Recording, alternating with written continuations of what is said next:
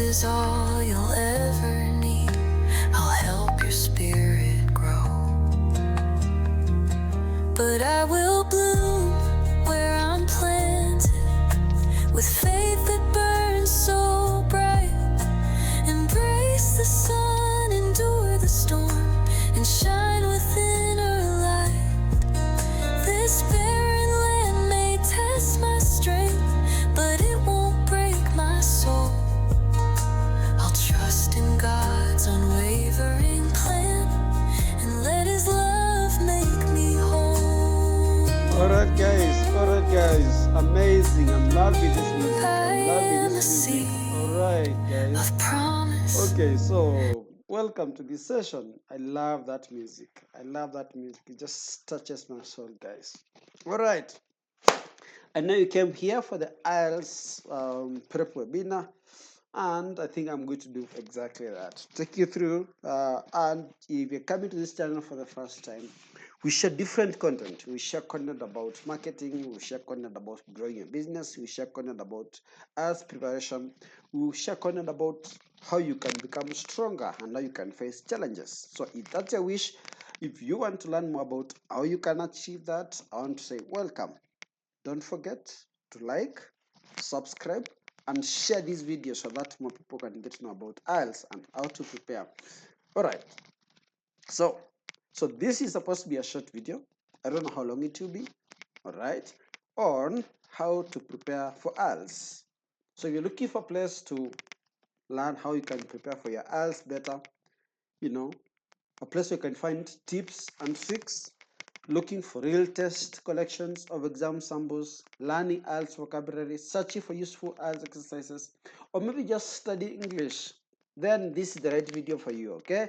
And I want you to do two things. One, subscribe to this channel. Number two, there's a link below this video, okay? There's a link below this video. It will lead you to a WhatsApp group, okay? A WhatsApp community.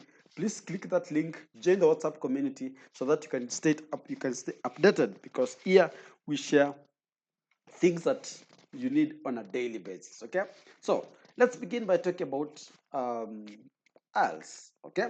So maybe you're hearing this for the first time, but IELTS is the International English Language Testing System. So the word IELTS stands for International English Language Testing System.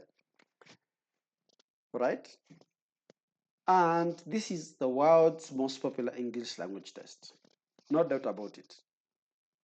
Because if you check Google, says that around 3 million people sit for this exam every single year. Every single year. So it's a very popular exam. Okay? And it is designed to determine the level of English skills of people whose first language is not English. IELTS is the most demanded test of English for study and immigration. So being taken by more than 2 million people each year, I think that number has increased from 2 million to around 3 million as we speak right now, okay? So that number continues growing. So the thing is, if you are planning to take IELTS, I think you're not going to be the first one. There are many people who are taking that exam, and you're also going to take it, all right? And this applies to if you want to go and study abroad, that is in some countries, English-speaking countries, including Australia, UK, Ireland, New Zealand, Canada, US. All right. So those IELTS is a popular exam that is done by most students who go to those countries. IELTS is generally owned by British Council, that is IDP, IELTS Australia, and Cambridge English Language Assessment through more than 1,000 test centers and locations in over 140 countries. So the thing is, if depending where you watch this video from, you watch it from Kenya, then there are many centers, exam test centers. For example, in Kenya, we've got Kisumu, we've got Kisii, we've got Eldoret, we have Nairobi. I'm not sure about Mombasa. Okay, so if you're going to you want to sit for that exam, you can actually find it in those places. Now, in the country where you're in, if you're in Uganda, I'm not sure where, but I'm sure in Kampala it's available. So you just need to check and see where the exam is offered. By just doing simple Googling, you actually find a test center. Now, there are two types of tests, okay? There's academic and general IELTS. Or we say there are two versions of IELTS, academic and general. So a certificate of academic IELTS is used for admissions to schools, colleges, and universities in English-speaking countries. So if you do academic, then you use that to be admitted in universities and colleges. The certificate of general IELTS, or sometimes called general IELTS, not academic IELTS. All right. General IELTS is mandatory for all who wish to migrate to or work in the UK, Canada, Australia, USA, New Zealand, etc., etc. As long as it's an English-speaking country. And I think it's good to get clarification because you may find that in some places, for example, for nurses and teachers, they have to do maybe academic IELTS. So before you proceed, it's good that you ask and you're sure. Don't just jump and go ahead and do it without finding out which IELTS you're supposed to do. It is advised not to consider a report older than 2 years to be valid unless the user proves that he or she has worked to maintain his or her level of English. So basically, an IELTS certificate lasts 2 years. All right? So it's good that you plan yourself when you plan to travel, so that's around the time that you sit for your IELTS. So I don't know. I want to speak to you now. If, for example, you want to go and study abroad, and that's a desirable goal. You want to go do nursing or social health or mental health or education. Okay, those are worthy courses. It's very possible. Okay, uh, just good to sit down and count your costs and see how much it's going to take. Okay, and IELTS happen to be one of those requirements. Okay, usually IELTS academic is conducted once in 2 weeks and IELTS general once in 4 weeks. So when you go to the booking center or you go to the booking site or British Council site, all right, you will find out, you will see the slots that are available for IELTS academic and IELTS general. So if you're booking through an agent or you have someone who's helping you to book, then they will help you choose the correct exam and the correct date, depending on where you wish to sit the exam. Okay, I hope that makes sense. If you've got any questions, I'll be more than happy. So now, if you want to do maybe nursing, or you want to do pharmacy, or you want to do education, there are a few universities in the UK that exempt people from sitting for IELTS. However, you find that in most universities in Australia, in Ireland, in the UK, and Canada, and of course New Zealand, so they will basically ask for IELTS. Though in Ireland, there are other types of exams that I'll talk about in another one, but mostly you do IELTS, or you can do exams like Duolingo, or the other one is called TOEFL, all right? And we'll create more videos about that, okay? Now, so IELTS consists of 4 parts: listening, reading, writing, and speaking, okay? So these are the 4 areas that are tested: listening, reading, writing, and speaking. So basically, these 4 areas are mandatory, okay? Are mandatory for you to sit for, or they're examinable areas when it comes to IELTS. So when you are preparing, now I've heard people say that, no, me, I know English. I can speak English. I was talking to someone the other day and they're like, me, I can speak English, right? But just in case, I want you to, right, to know that this is an exam.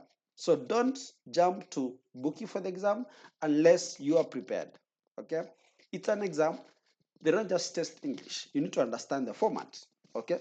So because, yeah, some of the things are going to be look new to you. The total time of IELTS is 2 hours 45 minutes.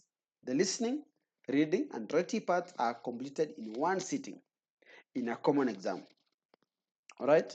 So that means that in one day, so it could be a day after. Okay, day 2, let me say that. Day 2, you probably sit for listening, reading, and writing parts, okay, in one sitting. while the speaking part is taken individually with an examiner on the same day or up to a week before or after the test. Mostly in Kenya, you sit for the speaking exam, all right, a day before. Then the following day, okay, you sit for the other three. That's listening, reading, and writing. Listening and speaking modules are the same for academic and general IELTS, while reading and writing modules are different.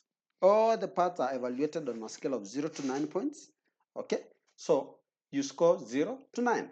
So you hear of things like bands, band 4, 5.5, 6, 7, 8, 8.5, 9. So you'll hear people saying that the university requires that you must score a band of 9 or 7.5 or 7. For example, in Australia, for education, they require that you must have a 7.5. Okay? Australia, for nurses, they require that you must have a band of 7.0 in all scores. Okay? In the UK, they require that you must have, for example, for nursing, you must have a band of 6.5 and above, with no band less than 6.5. Okay, so in some places you may still manage with a 6.0 or 5.5, but if your IELTS performance is still below 5 or 5.5, you might have challenges. Okay, yeah, but in case there are any questions, you can always reach out and we'll be able to help you. So finally, on this video, let me talk about IELTS results. So the results are issued in 13 days after the test. Now let me clarify something here, that there are two types of IELTS tests. We have IELTS computer-based and IELTS paper-based, okay? So IELTS computer-based comes out in 3 to 4 days. IELTS paper-based comes back in 13 days, working days. What this means is, when you say computer-based, you do the IELTS on computer. Okay, so you evaluate your skills, your competency in IELTS. The other one, which is paper-based, when it comes to writing, you respond on paper. So that's why it takes longer to get the results. So 13 days. The IELTS certificate is a test report form. It's issued to all test takers with a score from band 1 to band 9. Okay, so a certificate will look like this. All right, so this is an example IELTS certificate. Ladies and gentlemen, that's it for today. And before you leave, let's enjoy this music. Nurtured by the King, my purpose is not measured by the beauty that I bring, but by the strength and resilience that blossoms in my heart. A testament to God's great love, a brand new hopeful start. But I will bloom where I'm planted, with faith that burns so bright. Embrace the sun, endure the storm, and shine within a light. This barren land may test my strength, but it won't break my soul. I'll trust in God's unwavering plan and let His love make me whole. Hello, guys. Wow. Please make sure that you bloom where you're planted. Bloom where you're planted. You may face challenges in this journey for study abroad. I don't know what you're going through, guys. All right. I don't know how challenging your life might be, but trust me. Make sure that you bloom where you're planted. Don't let anything discourage you. Don't let anything stop you. If you believe in something, I want to encourage you. Go fight for it. Don't settle for less. Will it be difficult? Of course. Will there be challenges? Most likely. But are you going to stop? If you stop, so what? So go for it, guys. I wish you well. Make sure to subscribe. I'll see you in the next video.